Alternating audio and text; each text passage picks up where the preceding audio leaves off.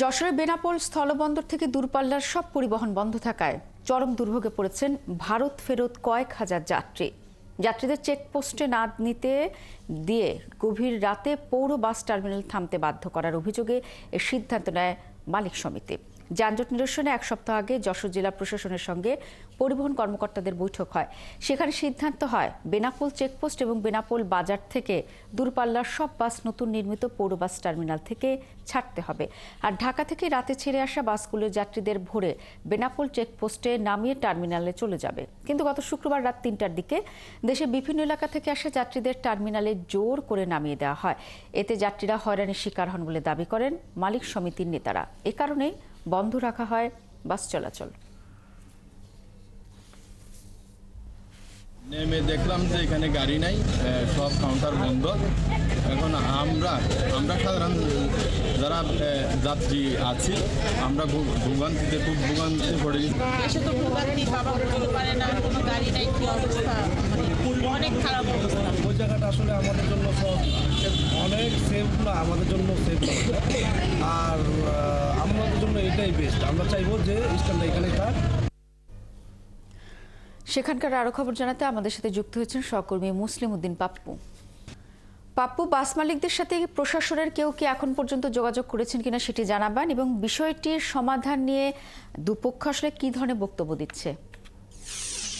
রাবণী, এখনো পর্যন্ত সমাধানের কোনো পথ পাওয়া যাচ্ছে না। আমি মালিক সমিতির সাথে কথা বলেছি, আমি পরিবহন সেক্টরের এখানের যে স্থানীয় সভাপতি সেক্রেটারি আছেন এবং মালিক সমিতির ঢাকাতেও কথা বলেছি।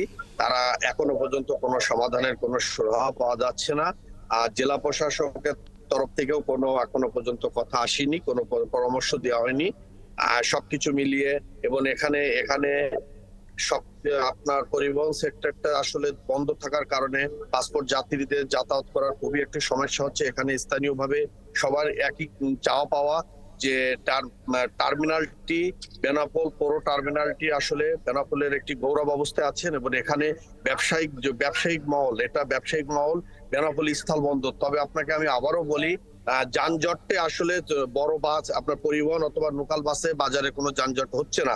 যানজটটি মূলত হচ্ছে ভারতীয় যে আমদানিকৃত যে ট্রাকটি পণ্য আনলোড করে যে খালি গাড়িটি ভারতে প্রবেশের সময় যানজটটি হয় এবং বেনাপোল স্থল বন্দরে যে মহাসড়ক দিয়ে খোলা ট্রাকটি নিয়ে যাওয়ার কারণেই যানজটটি হয়। আমি আজকের নিউজ চলাকালীন আমি কভার দেওয়ার সময় বর্ডারে দেখতে পাই যে আজকেও বর্ডারে জ্যাম আছে, সেটাও ভারতীয় ট্রাকের কারণে।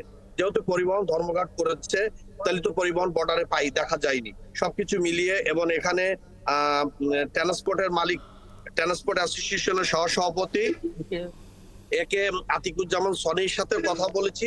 তেনার একই কথা হচ্ছে যে ঢাকার কর্তৃপক্ষ নির্দেশনা না দেওয়া পর্যন্ত আমি এখানে গাড়ি কি করে চালাবো। ঢাকার কর্তৃপক্ষ বলে দিছে যে ঢাকাতেই যোগাযোগ করবে। ওখানে সচিবালয়তে বসাবসির একটা কথাবার্তা চলছে। এখনো পর্যন্ত যশোর বেনাপোলে যে বন্ধ ঘোষণা ওই অবস্থায় আছে। মনে হচ্ছে, আমি যেটা বুঝতে পারছি যে সামনে আগামীকালকে আরো বড় ধরনের কোনো বন্ধ ঘোষণার আলটিমেট দিবে বলে তারা পরিকল্পনা করছে। শ্রাবণী। মুসলিম উদ্দিন পাপ্পু, আপনাকে অসংখ্য ধন্যবাদ। আপনার মাধ্যমে সবশেষ তথ্য আমরা দর্শকদের জানিয়ে দিলাম।